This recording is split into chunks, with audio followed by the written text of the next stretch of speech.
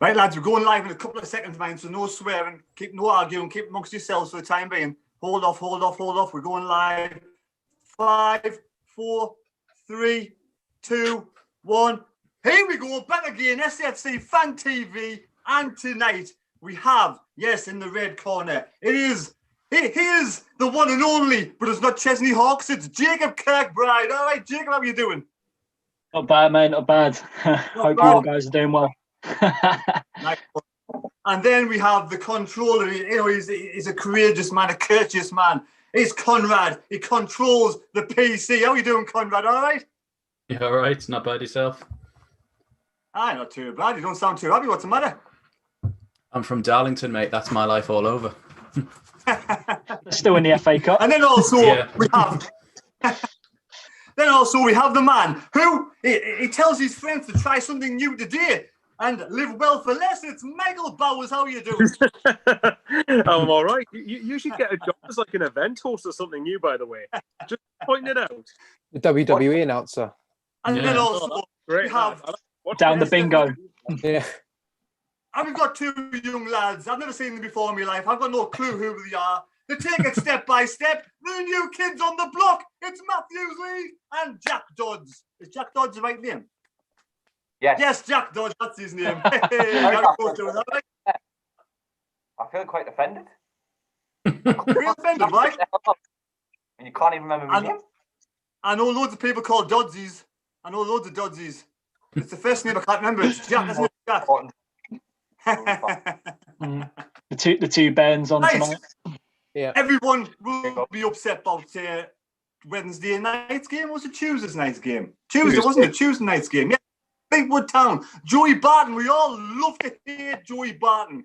Fleetwood against Sunderland in the Peppa Pig trophy, AFL trophy, whatever you want to call it. Pizzas, two dogs dancing in the middle of the street. I haven't got a clue what you call it. It's a pointless trophy. Pointless trophy. Let's start with the one and only himself, Jacob Kirkbride. What was your thoughts, Fleetwood versus Sunderland?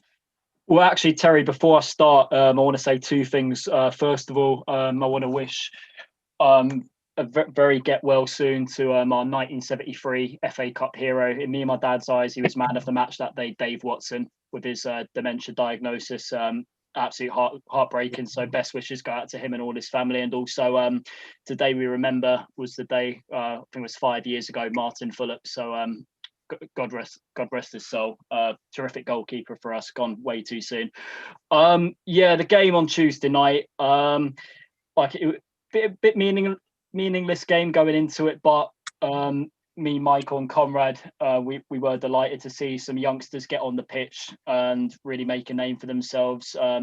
They did well first half. The intensity was there, getting in people's faces, closing down. But second half, it was just the inexperience that came into the fold a little bit. The energy levels dropped, which I wouldn't say you expect, but they did give it their best effort. There was a few injuries as well, particularly Oliver Younger, who I thought was brilliant at the back. He ended up coming off injured. A few decent performances also in midfield. Jack Diamond and Dan Neil played very well. But when we go into that week, because we play them in the league, I think in 2 weeks' time, it'll be a completely different team. So hopefully we can get our first win against Fleetwood Town to shut Joey Barton's mouth in that one. But you can't fault the effort from the boys in that game on Tuesday night. It was a defeat, like Terry said, in a bit of a meaningless trophy, whatever you like to call it. The Papa John's trophy, it's called now. But we a decent effort from the boys, I must say.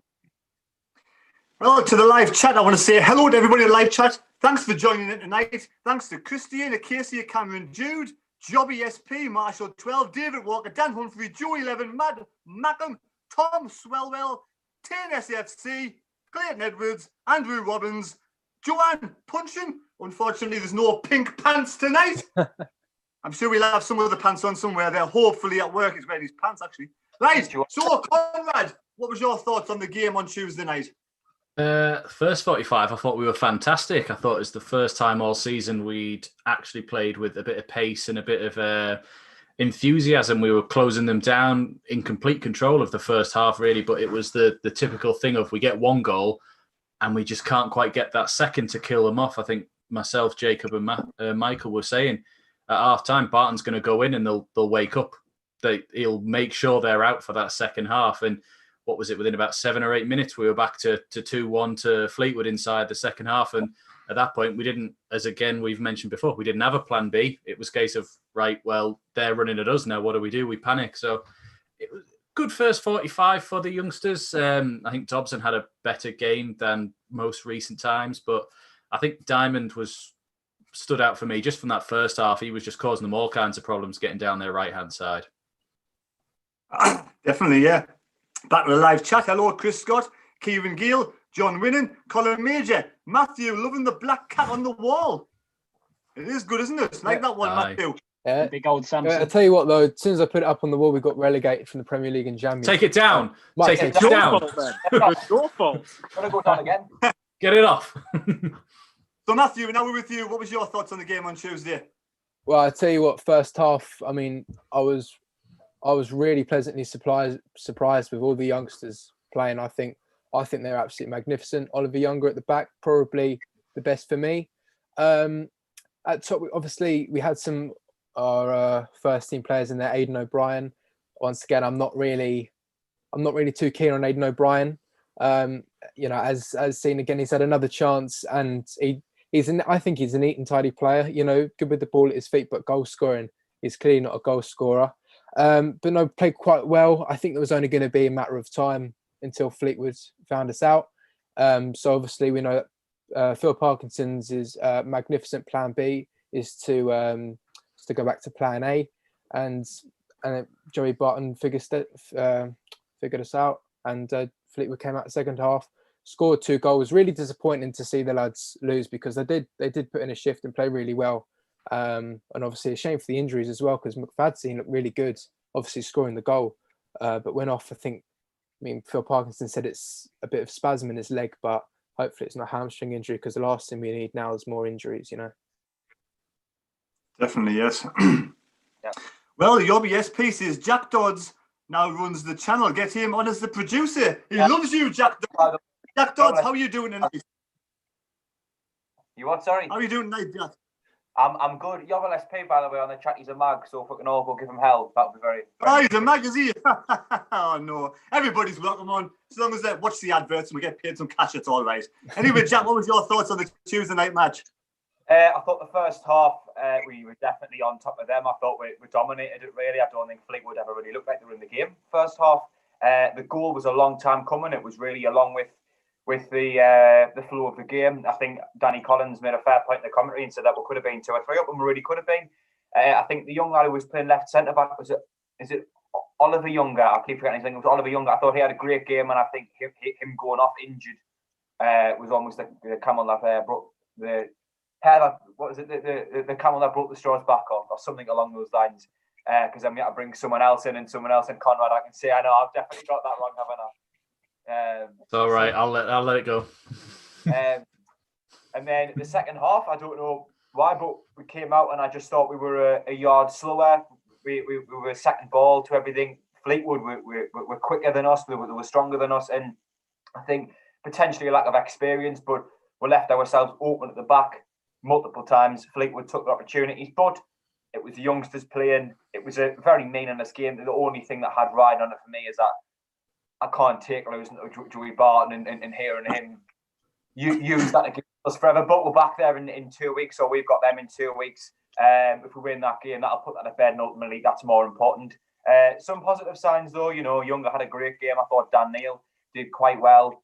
McFadzean as well, although he got injured. I thought him and Diamond both looked very good. One thing I would say about Diamond is Fairs can be a little bit sloppy in possession, but he certainly looks like he's got like a lot to offer. Embleton had a good game, so plenty of positives to take. And we move on to Saturday, more important game. So, Jack, do you not think that with it being young lads, they put a lot of effort into the first half, they got really tired in the second half? It could have been, because obviously Fleetwood had, I wasn't aware of much of Fleetwood's lineup, but I definitely recognised a few of their names. Like, is it McKay playing up front? Yeah, I think they had a few senior players in, so it might have just been that the intensity you play in the first team got them. I wasn't hugely disappointed, because it was a relatively meaningless game, and we had, I think, 8 or 9 youngsters playing, really. So I wasn't hugely disappointed in it. It's good for the lads to get the experience, you know what I mean? And I definitely think plenty of them can come through into the first team and make a positive impact. All right. TNSFC says Jacob's turned into Jurgen Klopp with that cap all the time. No, I couldn't fit in one last trim before this lockdown started, so it's on quite a bit for now until my mum gets new clippers, unfortunately, until we're out of it. But, yeah. So Michael, you did the live stream with Jacob and Conrad. Did you enjoy it? Yeah, well, obviously I did. Hopefully the viewers enjoyed it, but I think it's got over a couple of thousand views on, so I'm going to assume people enjoyed it. Did anybody get angry? Probably me when the goals went in, but it's usually me. It's usually me. So I think I got frustrated later on when we had was it O'Brien was through or something? Oh, it was like last 10 minutes or so, and he just fluffed it as he usually does, and I think I yelled something at him. Yeah, I'm still waiting to see what he has to offer, O'Brien. I'm bitterly disappointed. I'll tell you what, though, Conrad, I don't think you got quite as annoyed as what I think. Actually, I don't know if you got annoyed. It wasn't quite as spectacular as George Dobson protecting a 0-0 draw or 1-0 defeat to Mansfield in his own corner flag. I was very aware. The back of my mind, I was always going, it's a pizza trophy. It doesn't matter. It's a pizza trophy. It doesn't matter. We're through anyway. Whereas the George Dobson one, I was just like, we're losing to a League Two team and you're defending the ball in your own corner. It's not even in half time yet, son. What are you doing? As I feel to mention everyone, because Craig got to ask us, where's Wee Philly? Well, Wee Philly's the grafter of the show, and he's actually doing a double shift, so he's working all the way through to 9 o'clock, so he can't make the show. Sean's working as well on the night shift, so he couldn't make the show. And Dino, I hope you're feeling better soon. He's not feeling too well tonight. So, Michael, what was your thoughts on Tuesday night's game? Well, I was disappointed I didn't get a free pizza for a start. Always just hungry when you hear Papa John's trophy. You have to win it first. To be fair, actually, I'm gonna nick Jam Sarni's title for it when he called it the Papa John's Pizza Stuffed Crust Trophy, which was priceless. That was brilliant for the game. But like the others have said, it first half thought we dominated, easily the better side. But once, I don't know, it might have been on Terry's live stream. I could be wrong here, but I'm sure I saw somewhere that Fleetwood have got a good couple of stronger, or it might be on Jam Sarni's video actually. Fleetwood had a couple of fringe first team players out there. Now I know we had Dobson, O'Brien, and Willis. Only one of them is really a first team player. The other two, O'Brien and Dobson, are fringe players at best at the moment. I don't know what strength Fleetwood's team was, but apparently there was a few players in there that are pushing for the first team. So if that's the case, most of our side was pretty much the youngsters. And I thought for the most part they played first half. They played really well. Played with a lot of energy, a lot of high tempo, a lot of intensity. The pressing was very good. Could maybe got a bit lucky with the goal. You never know. But come half time, we should have been more than 1-0 up. Should have been 3-4-0 up really. But then second half, the only negative was the 2 goals, which I felt should have been defended better. But at the same time, I'm not going to go too harsh on them because for a lot of them, it's their first time out there in a senior game, and especially a lot of them, it's the first time playing a senior game alongside each other on the pitch. So Joey Barton can have that one as long as we hopefully win in the league on the 24th of November. Definitely. I thought the first half was absolutely fantastic. I thought the young players showed a lot of energy, exuberance. They wanted it more than the first teamers for me. I mean, that Ollie Younger took me by surprise. I didn't realize how good he was. Absolutely fantastic. A left-hand side centre-back. It was that diving header, hit the crossbar, was absolutely fantastic. Crossing by Embleton. Like Embleton had a good game. I thought Dan Neil was fantastic and like the sort of Leadbitter role, wasn't he? Sort of sitting back in his own half and spraying the balls around. So I mean, to be honest, we've got some really good young players now. Phil Parkinson, is he going to start to embed these into sort of sitting them on the bench or even putting them into the first team? What's your thoughts on that, Michael, about Phil Parkinson? Is he going to do something with the youngsters or just keep them in the sort of under 23s? You're expecting Phil Parkinson to not be stubborn? What have you been taking? I'm asking your opinion, not mine. Well, okay. He should do. I think would I start any of them? At the minute, you could argue there's a case not to start them because in the second half we did fall short. But there's no excuse for me not to either to put them on the bench and bring them on later on with, like, say, 20 minutes to go or 20, 30 minutes to go. Likes of Dan Neil, the likes of Jack Diamond, likes of Elliot Embleton, as 3 players, for example, should be around the squad. Even if they don't make the bench, they should be actually in Parkinson's thought process when it comes to selecting the team. Is it going to happen, though? That's the thing. If any of them were in, I mean, I know, for example, I bet you were absolutely buzzing on Tuesday when you saw, yes, Dan Neil starting? Because I know obviously you've championed Dan Neil. I was just pleased the young lad from South Shields was spraying the ball around. It was like pinpoint accuracy. His passing was amazing. Yeah, but to answer your question, no, I don't think they will be on the. I don't think not all three of them won't be on the bench. Maybe one or two, possibly. But actually, to be fair, on Saturday there probably might be because Flanagan and McLaughlin obviously aren't going to be available, are they? So that's going to free up slots on the bench. So I wouldn't be surprised to see one or two of them on for Saturday. But like I've said many times, if they're not going to make it when we're in League One, they're not going to make it at Sunderland. Jacob, you want to be in? Yeah, I would definitely have Embleton on the bench at least, because I think what you can guarantee from Embleton is set piece deliveries. I think are really, really good when he's on the pitch, and like his crossing, particularly in that first half on Tuesday night, was very good to see that they led to some chances, and he just looks comfortable on the ball. I know, but the thing is with Embleton, he shouldn't be playing in like a deeper role. I think he needs to be in that like attacking midfield role in the side. I think that's when Embleton plays to his best, so I think he should be on the bench at least. But like Michael said, knowing Phil Parkinson, it's very hard to see whether he'll get any minutes at all, really. But yeah, he should be in the squad at least on Saturday. Right, Jacob, like Tian says on the chat, Embleton won't start because Park is going to be careful with him. Do you think because Embleton played a full 90 minutes and with his problems with his injuries, it'd be wise to even have him on the bench or starting? I think he should be on the bench at least. I think Parkinson will manage him in the correct, because he has just I think he ended up having like 2 operations in the year that he was out. But it all depends. I still believe my motto is doesn't matter how young you are, if you're good enough, you're good enough, and you deserve your place. So based on for me what he's done, I know he only had a few minutes to affect the game against Mansfield.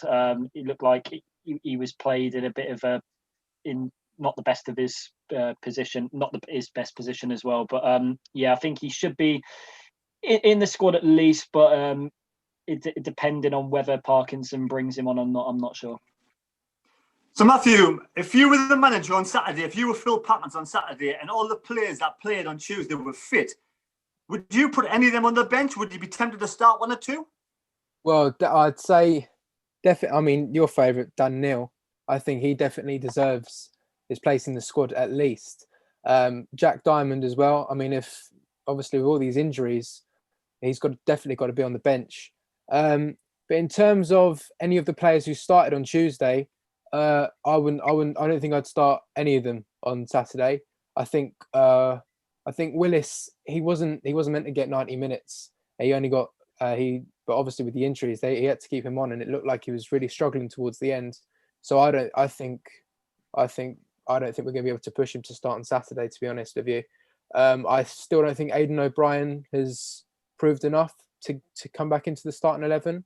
Think of any other players. I mean, obviously Elliot Embleton. I think again, it's just a player we've got to be careful of, because obviously going back, remember when we had Duncan Watmore? Obviously, we had a player there, and we thought, man, this guy has got so much potential. You know, in the Premier League, we thought this could be a massive player for us in the future. And this is what we're thinking now of Embleton. So we've got to use him in the right way, not just throw him in and, because he could get injured and be a big miss for us. So personally, for me, I wouldn't really start anyone who started Tuesday, but obviously give them a little spot on the bench. So Matthew, you don't seem to have a very good opinion of Aidan O'Brien. Do you think he's a bit of a tatey, or do you think he's just having a bad time of it? The thing is what Millwall fans have said as well is that he's all right. He's a skillful player. You know, he gets the ball at his feet and he tries to move forward, like we saw against Hull in the Carabao Cup game. He obviously shown a good bit of skill, but his finishing, he's had chances to score, and it's just doesn't seem confident.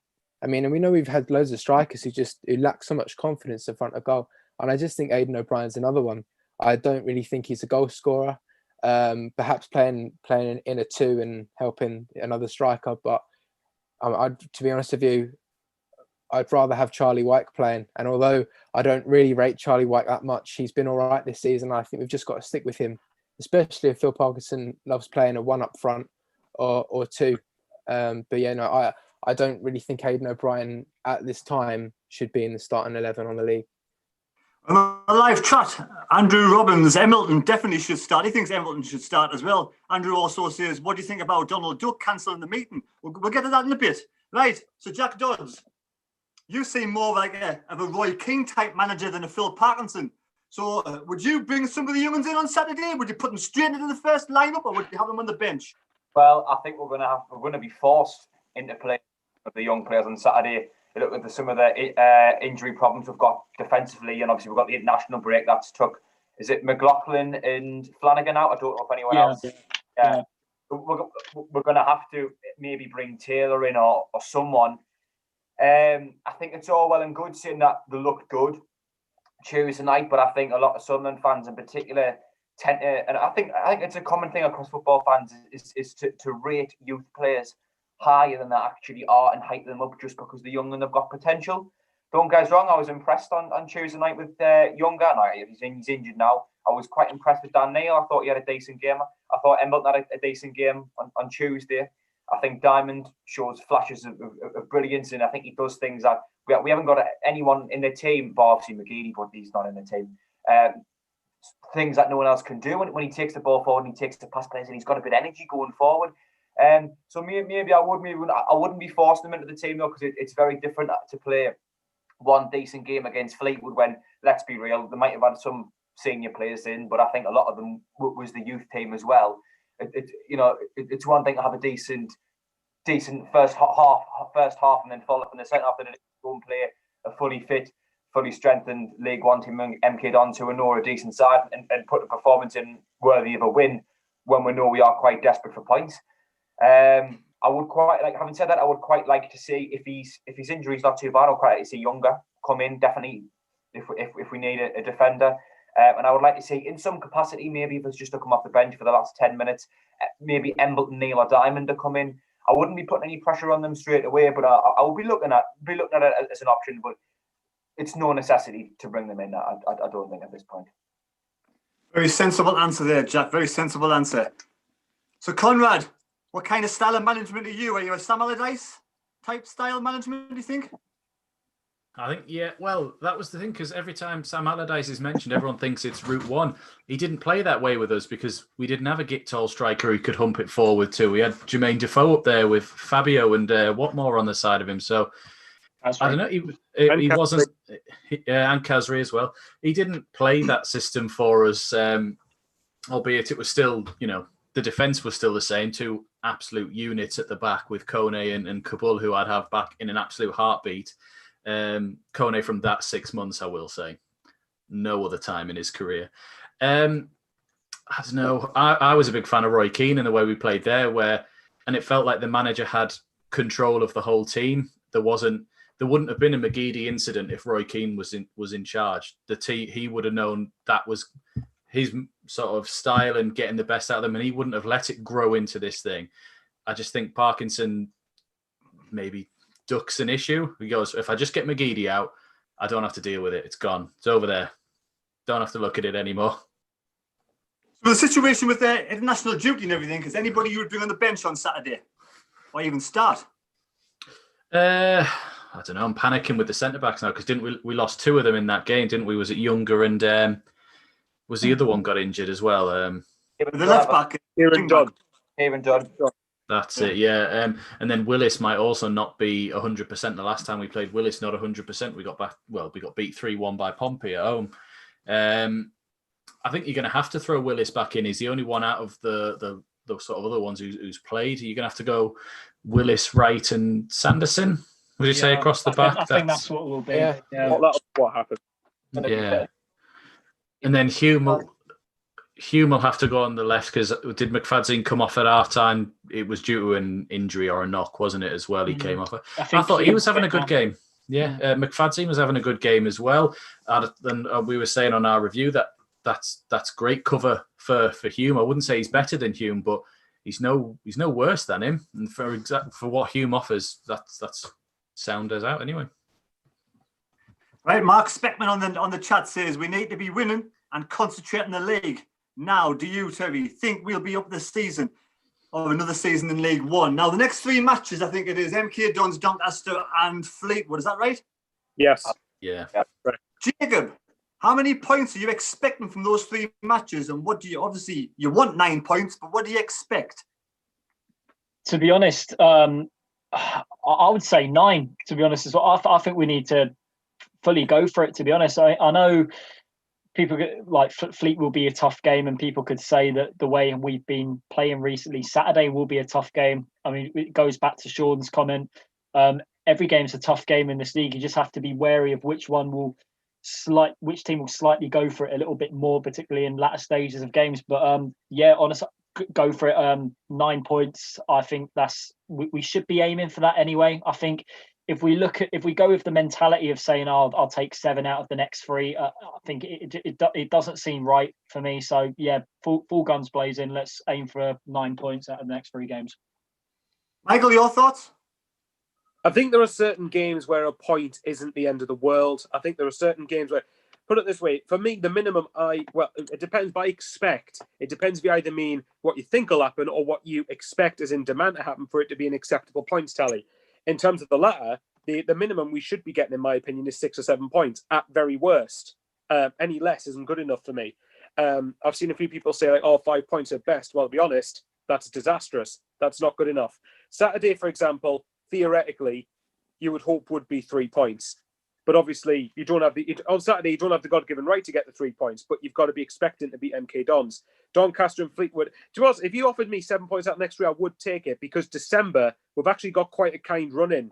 And I think, like I've kept on saying, Sunderland all Sunderland for me have to do is constantly be at over 2 points per game. Just maintain that over the course of the season if you can. And if we did that, I'd be surprised if we didn't get in the top 2. Do I think we'll be in the top 2? No, I don't. I think it'll be a playoff place. But just because we don't think we're going to be I don't think we're going to be in top 2 doesn't mean I should stop talking about it, or doesn't mean that's not what the aim should be. Because of course it should be. Why shouldn't it be the aim, regardless of whether people think the squad's good enough? So as far as I'm concerned, 7 points out of the next 3 games I would take, given that Doncaster and Fleetwood are going to be 2 tough games. Fleetwood always tend to give a tough game, and that will be just underneath the playoffs at the moment. And obviously, Ipswich went to Doncaster and lost 4-1. Let's not underestimate them. There are some Doncaster and Fleetwood, and even MK Dons have got some decent players there. But we've got the players to match them and beat them if we wanted enough. If I go to Jacob, Michael Fish says Parky's going to be sacked by Christmas. Do you think that's going to happen, Michael? No. I think even if people did want, even with people that did want Parky out, can they honestly see Stuart Donald getting rid of him? I don't think that'll happen. No, I think while Stuart Donald's here, we will not want to pay off the prospect of having to pay off Phil Parkinson. He'll be here. And as long as Stuart Donald's here, he'll be here. You want to be in, Jacob? Yeah, I was going to ask a question for all you. Out of the next 3, because it's MK Dons, Doncaster and Fleetwood, what would you say is the toughest test out of those 3? Doncaster. Matthew, you go first, Matthew, and you tell us how many points you expect as well. I expect 9 points from those. Well 3 done. games. Going for it, Well yes. done, son. Well done. Because if we're serious about getting promoted, there's no point going into a game with the mentality. Exactly. Look, we could, a draw out this is fine, because it's not acceptable to be with that attitude in especially in this season where we need to get promoted. That's unacceptable. So we've got to get 9 points out of those games, and it's completely doable as well, because we've got a good enough squad with good enough players. And although obviously we have injuries, I think we can definitely do it still. It's a Southern mentality, lads. Conrad, what's your thoughts? I'm the same as Michael. I'd take 7. I'm quite happy with 7 and not losing, keeping clean sheets as long as we go. I think the only thing that makes me want 9 is because you sit there and go, the hardest game for me is probably Fleetwood, just because it's Joey Barton. Mm-hmm. But that's the game I want to win the most out of all of them, because I can't effing stand Joey Barton. I really hate that man. So I want 3 points in that game more than I want 3 points in any other game this season. So I'm going to say 9. I'll go with Matthew. Matthew's convinced me with his confidence. So I'm going 9. Conrad, what's your thoughts? And we'll go to Michael after that. Okay. Matthew, I respect your ambition and your hope, but you've got to be realistic. We are going to drop points in games, especially in tough games. I think Saturday, anything less than 3 points is severely disappointing. And half decent team. I know we've got some injury problems and our squad's a bit thin, but you've got to be beating MK Dons. The other two games, you're looking, those are tough fixtures. We haven't beat Fleetwood yet, and I think if you would offer me a point, although I really, really want to beat Fleetwood for, following on from what Conrad said about Joey Barden now, out of those three games, I want to beat Fleetwood more than I want to beat any team this season, because I want us to beat that man, because I'm sick of him getting every single time. But in terms of, from a points perspective, a point away at Fleetwood when we know we struggle against them, if we beat Doncaster or vice versa, surely that's decent, because as Matt says, 2 points a game should be good enough to take you up. And if we get 7 points out of these next 2 games, which is probably what I would say is acceptable, that to me is like good enough to get promoted if you can get 7 points from 3 games, especially when you consider that there's going to be 2 in particular very tough games. And MK Dons, they aren't going to be an easy team, especially away from home. Yeah, I know what you're saying. Like last season, we played against MK Dons. It took a worldie from Lyndon Gooch to beat them. It's not an easy game, and none of these games are easy, because so many times we've gone into games and just thought, oh well, we expect to win this game, but it's been a difficult game. Like Fleetwood last season, we were on that brilliant run, and we played Fleetwood, and it took a 96th minute equaliser from Max Power. We thought we could have lost that game from that really good run. So games take you by surprise. So I'm not saying it's not gonna be easy, but we've just got to have that ambition to win them. It's not that Fleetwood took us by surprise in that game. It's because Joey Barton set his team up for us, knowing how we play and how we did everything. Yeah. It wasn't we were caught off guard by them. It's that Joey Barton is our kryptonite. Michael, you wanted to be in? Yeah. For MK Dons on Saturday, players to watch out for. An aging Cameron Jerome, who is playing for them up front at the moment. Well, he's a striker anyway. He always plays up front. And also a player that we were linked with in the summer, Scott Fraser, as well. Yeah. Yeah. Scottish lad. Michael, did you want to be in before? Yeah, I was going to ask. It was for Conrad in particular, actually. Obviously, you said you're like, I think 7 points. Like I said, first of all, to everyone, Sunderland have just got to maintain over 2 points per game, and if we maintain consistently 7 points out of 3 games, we'd probably get in the top 2. Now, I know we're not going to do that. We are going to lose games at some point. But what I was going to say to Conrad is, would you take drawing against Doncaster and beating MK Dons and Fleetwood? Yes. I probably would. I actually, as much as I think Fleetwood will be a tough game, because it always is because of stupid Barton. But it's just because you said if it was taking 3 points off Fleetwood, you could have said, would you lose the other 2 games and beat Fleetwood? I'd have probably had to stop and think for a moment, to see Joey Barton cry. 4 points from the other but the way you put it, yes, I'd take 7 just beating Barton. Yeah. Now look, I'm sick of pussyfooting about in this league. We need to get out of this league. We need 9 points. We need to take this league by storm. By Christmas, we need to be top of the table by Christmas, unless the players don't want to get promoted because they want to get paid the wages in League One because they know they won't make it in the Championship. So I'd actually playing with all the passion and heart because they know this is the biggest club they'll ever play for. Is that what McGeady said to them as well? Yeah. Oh, that's why he's not there anymore. My point was going to be, yes, I do expect Sunderland to win almost every game in this league, but we need to be realistic enough to know that isn't going to happen. We're not going to do it. Unfortunately, as much as I'd love it to, it isn't going to happen. Like I've said, I'm pretty sure anyone would, if you kept averaging 7 points out of 3 games across the season, you would be in the top 2. Yes. More than likely than not, you'd be in the top 2. And if I'm going to do some maths. Let me work it out. Okay, over to Stato, Conrad. Right, Conrad, you've been a mathematician here. We've got 36 league games left. If we average 7 points out of 3 games, how many points will we finish on? Can you come back to me, please? Yeah, but Jack, you wanted to be in? Yeah, Terry. I know what you're saying, that we need to stop pussyfooting around, but are we? Is 7 points out of 3 games, 3 hard games when you consider how thin our squad is on Saturday and how much we struggle against Fleetwood and how well Doncaster have done this season? Is saying we won 7 points out of those 3 games pussyfooting around? I think it's quite optimistic. I think, as Michael says, if we get 7 points out of 3 games for the rest of the season, considering these are going to be 3 difficult games in contrast to the rest of the season, is that pussyfooting around, or is that just being realistic yet still optimistic? I think it is. It's got to be. I agree. I think 7 points is a decent amount to get in 3 games, but I just want to win all the games. Simple as, you know. It's just the way. That's nothing wrong with that. Nothing wrong with it. Are we going now? I do think some players are pussyfooting around, mind. You get the finger out. Comment. Doing my head in. I think we know who Terry thinks is pussyfooting around. Phil Parkinson. Let's be substitutions. I've got the maths. 125 points. 105. Same as the championship, the Division 1 season. That record. 7 points out of 3 constantly is bad, and yet that would probably win us the league. It definitely would get us. That would easily win us the league. I think 80 odd points would win you the league. That's what I mean. All Sunderland have got to be is relatively consistent. There's people say, "Oh, our squad's weaker," but so is the league. The league isn't any better. The only team I think are really, really good going forward is Peterborough. Peterborough have got some quality players going forward. Pompey maybe, but a lot of them, like, you know, come on, why can't Sunderland be up there? I don't understand why we can't be. Before I move to Jacob, Steve Flounder says, Terry's spot on there. I would suggest there's about 5 players that are good enough for the championship. Well, I don't know if there's 5 players good enough for the championship, but Jacob, after what you want to say, what's your thoughts on the MK Dons match at the weekend?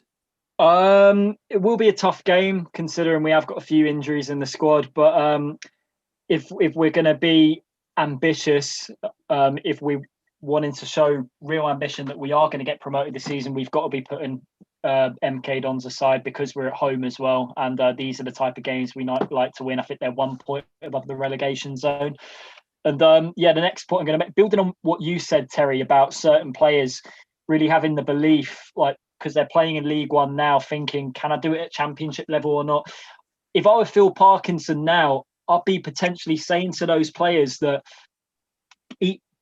each game you're going into those games wanting wins. I would also say to them, you're also playing for a potential takeover, because if we get promoted out of this league, then we have far bigger chance of selling the club, and then for someone to come in, inject some money, and then to bring in players that can potentially improve the players that we currently have, so we can potentially go to that next level.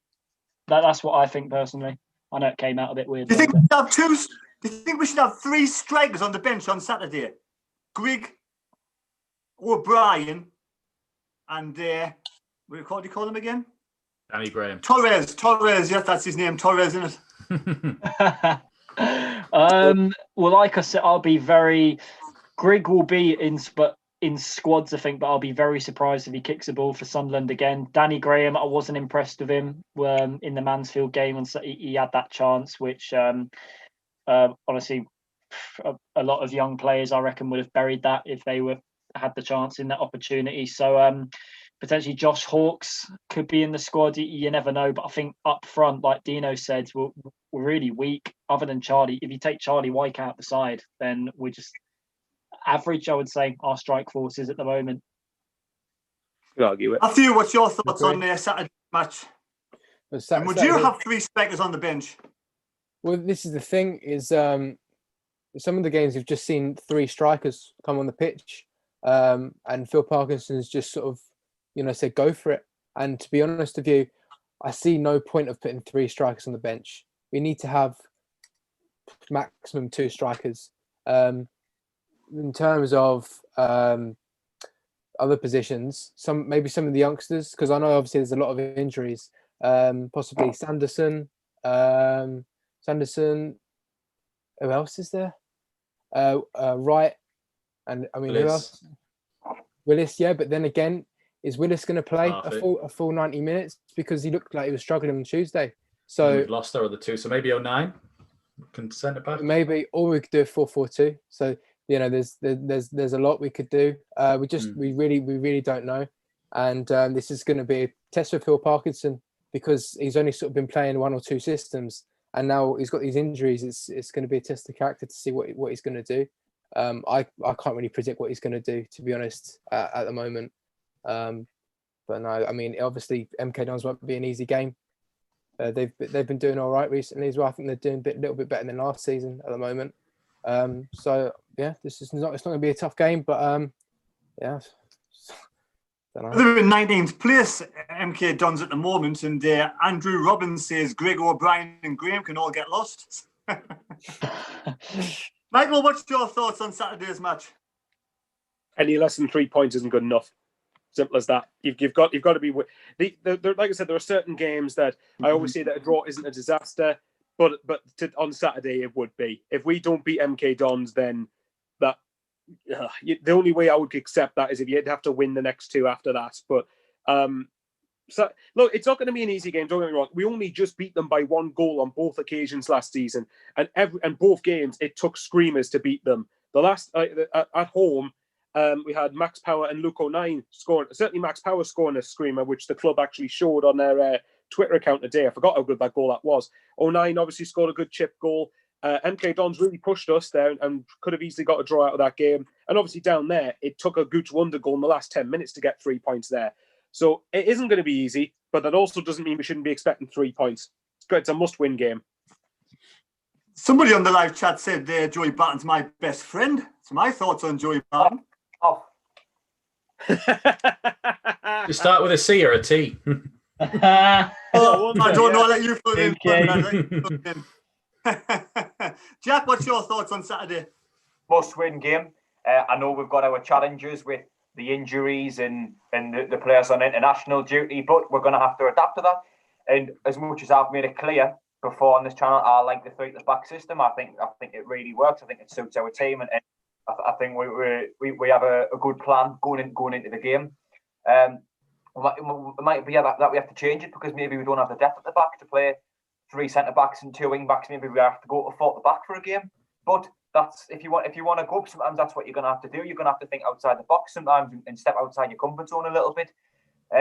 So regardless of how tough it is, it's a must-win game. MK Dons will get nowhere near the playoffs. They'll probably not get anywhere near mid-table. They're going to be down at the bottom this season. No disrespect to them. They gave us 2 tough games last season. We got 6 points out of them, but they gave us 2 tough games, and it took 3 wonder goals for us to win. They're a decent team. Having said that, we cannot drop points on Saturday. If there's problems, we've got to adapt to it. We've got to rise to the challenge. It's as simple as that. And if that means Parkinson has to change it for a game, so be it. We should have the players and we should have the squad, and Parkinson should have the tactics to be able to change it and go to 4 at the back if need be. As I say, it won't be an easy game. It's got to be 3 points. Simple as that. They're nowhere near good enough for us to say, I'll take a point. Nowhere near good enough. And the only 2 systems he seems to play is 3-4-3 and 3-5-2. You think it'll be a 3-5-2? Ultimately, I think Parkinson, as much as I'm his biggest fan, will do everything to keep it 3-5-2, 3-4-1-2, 3-1-4-2, whatever it is. He'll keep the 3 at the back. 7-8-9. I think he'll do whatever it is to keep the 3 at the back system, but it might be a wiser decision for Saturday to all of a sudden switch at the 4 at the back, because one, I think we're going to lack the depth. I don't know what we're going to do to keep the 3 at the back system going to Saturday when you look at the players put out. But it might make more sense. One, because as I say, we haven't got the players there to play 3 at the back. But 2, how much of a shock would that be to teams like MK Dons, who are going to prepare for us to play 3 at the back and bombard the wing, as we always do, bombard the box of crosses, to all of a sudden switch it to 4 at the back? Why not for a game? We've got the opportunity here. We know that the squad's struggling to play 3 at the back in this next game because of the weak, how thin the squad is. Why not do it for this game? Why not change it up and see how it goes?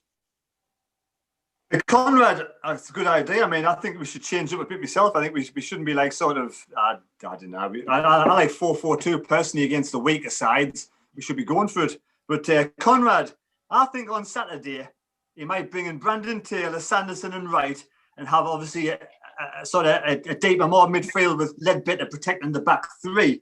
I think probably I would keep 09 at right wing back. What would you do? I don't know. I've never been that massive. Taylor 09 as centre back. Which 09. 09. Just because more League One experience. He's had some all right games at centre back for us against the lesser teams. He had one where he wasn't so good against Portsmouth, but I think just because if you've got Sanderson in, who's only played a couple of games for us, Bailey Wright in there, at least have 2 that have played together a fair bit. so they know that they know each other, they know what each other's likely to do when they're playing with each other and things like that. But yeah, I'd put O'Nien right and Sanderson if Willis isn't up for playing. What's your score prediction on Saturday, Conrad? I'll go 2-0 again, just like last year. It won't be. We're not going to overrun them. You're going to write them down, Conrad? I can do. I'll go 2-0 again, like last season. I think we're not going to steamroller them, but we'll win quite comfortably. Jacob? Won't be easy. I know they're only a point above the relegation zone, but we never do it the hard. A bit like we never do it the easy way. Sorry, a bit like when we came up against these type of sides last season. So I think just like the Ipswich game and my favourite scoreline I said the season, 2-1 Sunderland. Matthew? 2-0 to Sunderland. 2-0. Jack? Oh, I think I'll know a lot more when I see what the lineup is, because I don't know what he's going to do with the lineup. That's cheating. I'll give you an answer. I'll give you one. I'll give you one. I'll give you one. Not you as well. Jesus. Dons 1, Sunderland AFC 2. Michael? If Sunderland show the right application, it should be a comfortable win. That's if they show the right application, by the way. And when I say that, I want it as much as what MK Dons will, because every team wants it when they play against us. But I think they'll score because of the fact we have got some defensive injuries. But I think if Sunderland show the application up front, we'll beat them. I'm going to go 3-1 to Sunderland. 3-1 to Sunderland. I'm going to go 3-0 to Sunderland. There you go, Conrad. 3-0 to Sunderland. Nice. So, Michael, you've heard about was it Jack Rodwell cancelling that meeting with all the different fan groups? What's your thoughts on that? Jim Rodwell. I was going to say, no, I think it's Jack's long lost Jim Rodwell. So, oh God. I'm bored of hearing about it. Doing it on purpose, so they don't want to talk to anybody. They just want to try and push everything under the carpet. Or there's a really exclusivity period going on. To be honest, either scenario would not surprise me. At the minute, if I had to pick, I do actually think it probably would be them just doing this just so they can avoid getting asked the tough questions. I'm bored of hearing about the takeover. When it happens. I'm just hopefully much more focused. Hopefully I'm much more focused on the actual performances on the pitch and getting out of the league. But yeah, I mean, if the takeover happens, great. If not, I mean, I know there's been a bit issues about if it's going to be just a change of hands, but at the end of the day, I think Phil said it the other week. I would much rather would people rather it be a change of hands with Donald still being here, but maintaining next to no control over the operations of the club, or how it is at the minute. As much as I don't think Donald being here full stop is particularly ideal, I would rather have it be a change of hands and have that situation than have it be as it is at the moment. So, Jack, do you think Jim Rodwell is pussyfooting about? I haven't looked. I've heard about the news, and I haven't really looked into it because, as Michael says, I'm sick to death of hearing about this takeover. Will it? Won't it? There's one thing I know. I want Stuart Donald out of this club. He doesn't have the club's best interest at heart. He has his own best interest at heart. He's seen an opportunity. He thought, I'll jump on that. I'll get this club promoted. I'll be class with the PR. Get all the fans back on board. Get booster season ticket sales. Get the debt written off. Get a lot of that higher wages paid off, and then someone will come in and offer us a really attractive offer, and then I can retire.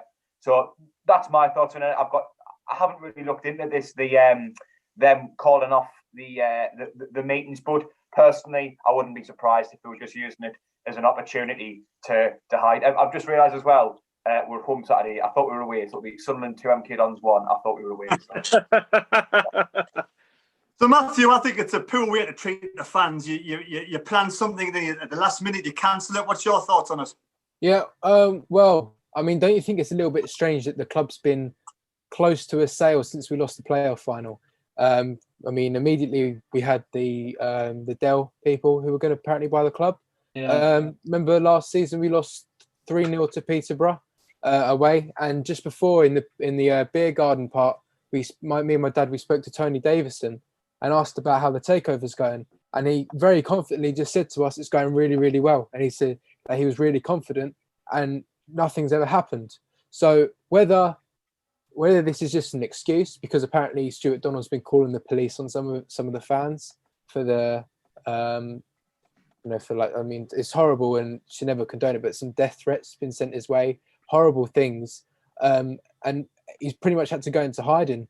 So whether this is just to keep the fans quiet, I mean, that'd probably be Sean's opinion if he was here, but it's also probably my opinion as well. I think this is here to keep the fans quiet, because then we're going, oh, okay, well, there's a takeover coming, we'll be quiet. But there's only so long this can go on for until nothing happens. And also, why would the club be sold in League One, where he could get millions more in the Championship than now? Yeah. So it will not happen. It will not happen mid-season. It will not happen now. They said it was meant to happen at the start of the season. It didn't. So they could be in exclusivity for the next 5 years if we're still in League One for the next 5 years. Until we're in the Championship, this club is not being sold.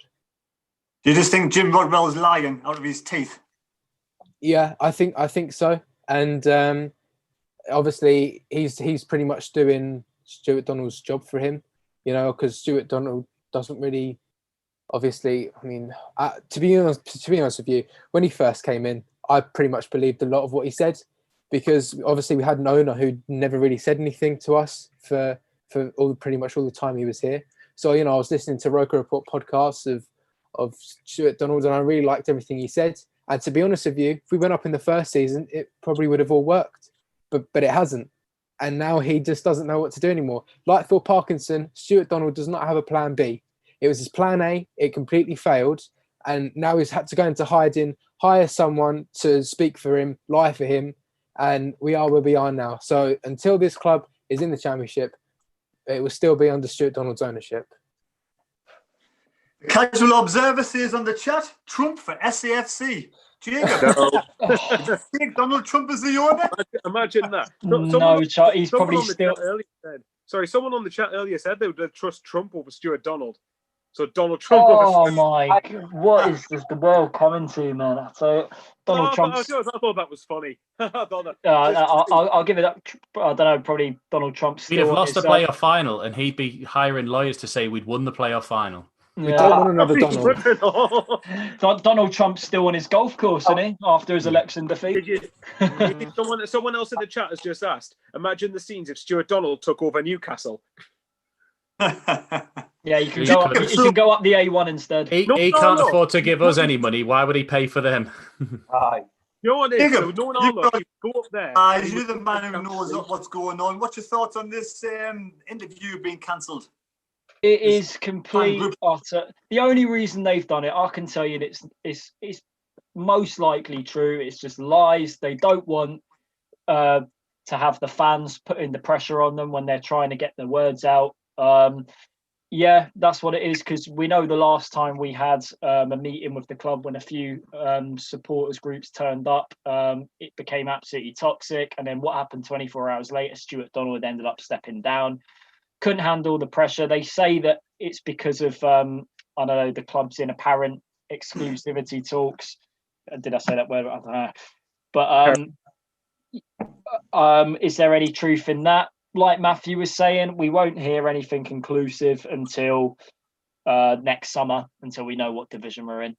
I know where Stuart Donald's hiding, up Jim Rodwell's arse. That's where he is, isn't he? Pulling the strings, finger puppets. Conrad, what's your Thunderbirds. He won't go anywhere. It's like Matthew and then we're saying he's going to hold on to us for dear life until we get promoted. That's the only way he will leave, because he'll make money out of it. I agree with Matthew. When he first came in, I bought everything he was saying. He said all the right things, and it was just, I think because we'd had a complete shutout from Ellis Short, it just felt nice to have someone who was sort of like what felt like at the time being transparent, that we knew everything that was going on with our club on there.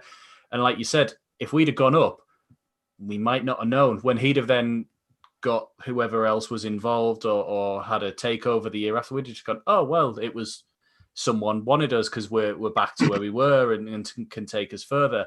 Whereas it all started to unravel when we didn't go up, and then everyone started to look into, hang on, why did this happen again? That really cost us. Why are we now doing this?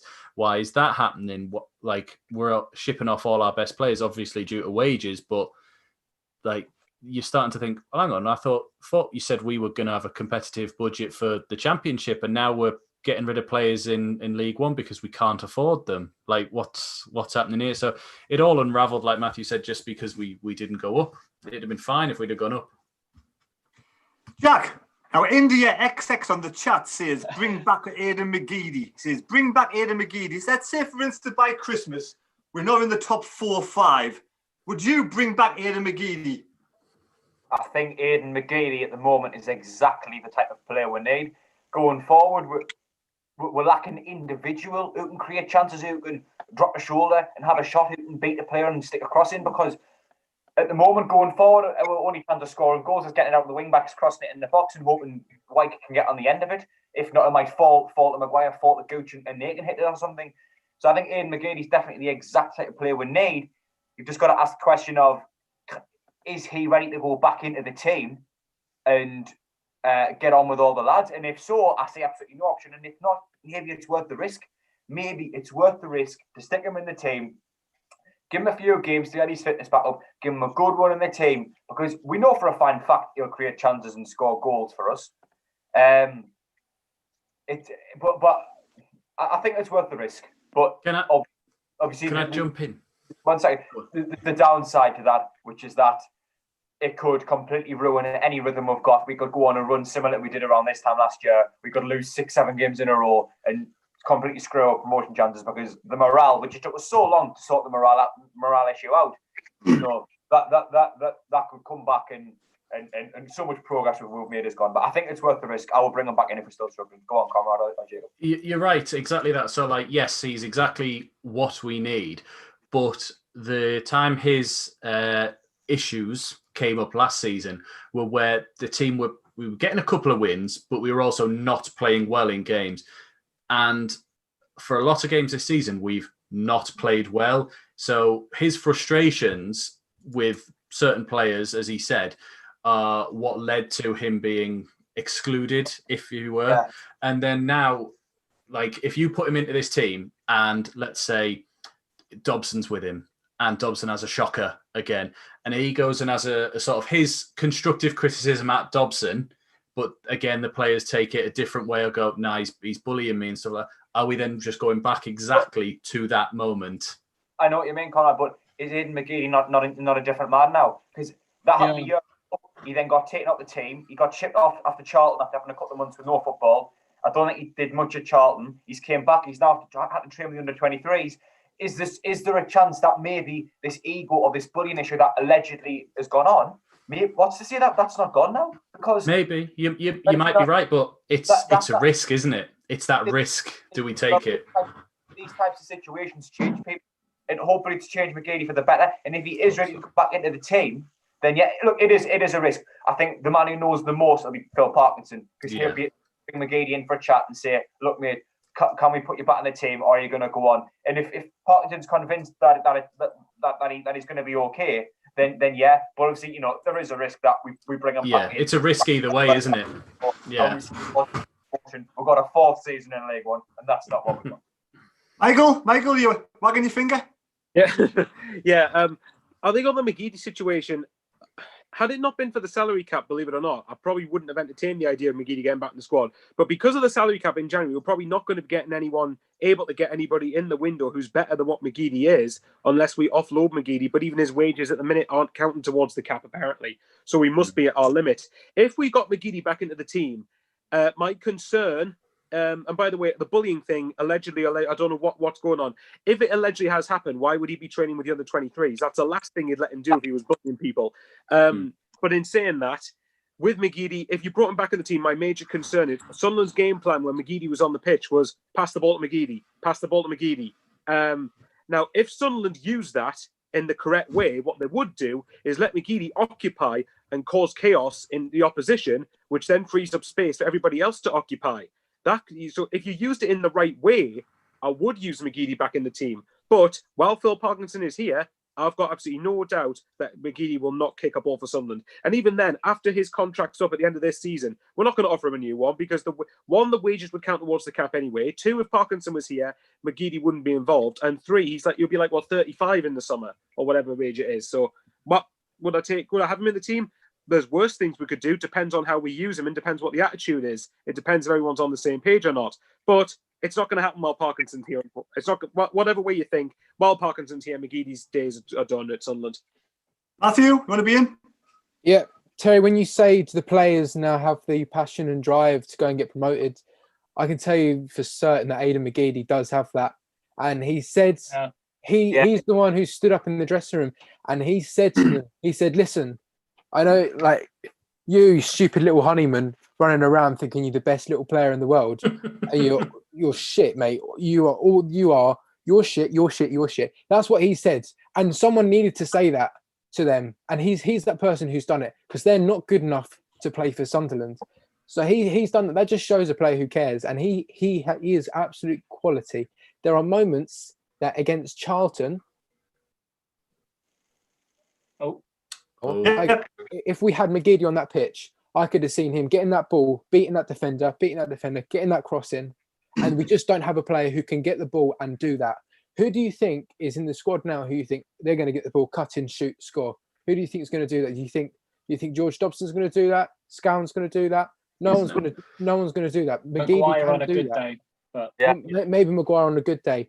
But McGeady, I mean, the bullying rumours are not true because, as Michael said, why would he be training with the under-23s? I think there is a sort of, I think what Lewis Morgan said is sort of when he played for Sunderland, it became McGeady FC. He was winning games on his own. But to be honest with you, if he's going to win us games, then so be it. I think as well, one more thing, and then sorry about Jackson wanted to get in for ages, but one more thing. If Phil Parkinson does bring McGeady back in, Phil Parkinson will look like an idiot. He will look like an idiot to fans, and he probably doesn't even want to do that. He's probably dug his hole so deep that he doesn't even want to jump out of it and bring McGeady back in. So that's what I think. I don't think as long as Phil Parkinson's here, McGeady will not come back in. And I know McGeady really wants back in. Before I go to Jacob, Jack, you want to be in? Yeah, two things I should have mentioned. I think one, Matthew is bang on about McGeady having the passion because it was at the Accrington Stanley game, I think, and Lewis Morgan. He came in and had a goal. First of all, I'm sick of Lewis Morgan. That rubbed me up the wrong way as well. He thinks he is above this club, and he's not. Mate, you played half a season for us. You didn't do anything, and you left. And you're playing your football in America or somewhere. Like, shut up and crack on with it. You know what I mean? I think McGeady's right. All he said is that I've played at a high level. Some of you lads in here are young lads who want to play at a high level, and if he's letting the crowd getting on your back after you're drawing 2-2 with hoping that Accrington Stanley put you off, then you're never going to play at a high level. And that's right. And sometimes that's exactly the kick up the arse that you need to kick on and start playing. I also think one thing I should have mentioned, I think it came to us when it was either Michael or Matthew said something. If McGeady does come back in, although I don't think Parkinson will look like an idiot, because if he comes back in and he does well, then and it will go up, well, then he's made the best out of a bad situation. But it is crucial that we don't go back to the Jack Ross tactic of overload the right-hand side, work it over to McGeady, over on the right-hand side, work it over to McGeady, and that we play as a team, and McGeady aids the team and he doesn't become the team. Because I think that's when you A, get the attitude and the ego problem that McGeady might have coming in, and B, you don't get the most out of the team, you get the most out of McGeady. We need to work as a team and then have the option of McGeady on the pitch so that, like in a Charlton game, for example, we've got him there, and he could have dropped a shoulder, beat the player, and stood in the top corner. And he's done that before for us, you know. So yeah. Sorry, Can I just say on that as well? Well, Matthew, quickly. Yeah, just want to say on that as well. If what McGeady said, you'll never play at a high level if you're playing like this. He said if Catamol or Kevin Ball said something like that, they'd be heroes. But because McGeady said it, he's the bad guy. Correct. Yeah, Spot on. Right, we'll give the last word to Jacob tonight. How than Jacob, you're saying McGeady? Yeah, me and my dad both agree. I think he should be brought back in because just that little extra bit of quality is what we could need, particularly in like the latter stages of the season when the energy levels will drop. You're looking around at the players on the pitch saying who can just do something out of nowhere. I know we touched maybe Chris Maguire on a good day, but Aidan McGeady, there's certain games he's played for us where he's not necessarily been at his best, but it's just that one magic moment in like the last 10 minutes of the game, like a brilliant cross that he puts into the box, like a shot that he has on goal, and it just could fly into the top corner. And I think there's not many players, particularly that play down in League One, that can do that. And I think we just have to be so grateful that we've still got him on a Does anyone know when his contract's up? When he's End of the season, use it to the best of its ability. Bring him back. Phil Parkinson, have a chat with him, smooth things over. If you try your best and he's not interested, that's not Phil Parkinson's fault. I think most of it is down to Aidan McGeady now, but I think we do have to show ambition to at least try to get him back, and also say to him, I hope that you have thought about things that allegedly have gone on in your time off, but we don't know the full story. So yeah, 100%, I'll take Aidan McGeady back in a heartbeat. Yeah, I'm on the same. I'd bring Aidan McGeady back as well. And like I say, it could be a super sub. You just don't know to get his fitness back. Hopefully, he's doing all right at the moment. Well, I want to say that's the end of the show. I want to say a big thank you to the live chat. Sorry I couldn't read out too many messages because my phone's knackered. But apart from that, I want to say a big thank you to Jacob Kirkbride, Conrad Lee, Michael Bowers, Matthew Lead, and Jack Dodds. Thank you to the two young'uns coming on. Doing an absolutely fantastic job tonight. Please subscribe to the channel. Please like the channel and give it a share and enjoy the England match. Hopefully they're not getting beaten already. Anybody know the score? 2,000. Can I get to 2,000? I'm 18 subscribers away off 2,000. Get my 2,000 subscribers. Underrated. Who? Thanks. Yes, Michael Bowers, 2,000 subscribers by Saturday. No problem whatsoever. Right, take care, everybody. Enjoy the rest of your night. And we'll see you at the weekend for the live stream, MK Duns. All right, lads. Bye, Join Conrad and Sean for it. How are the lads? How are the lads?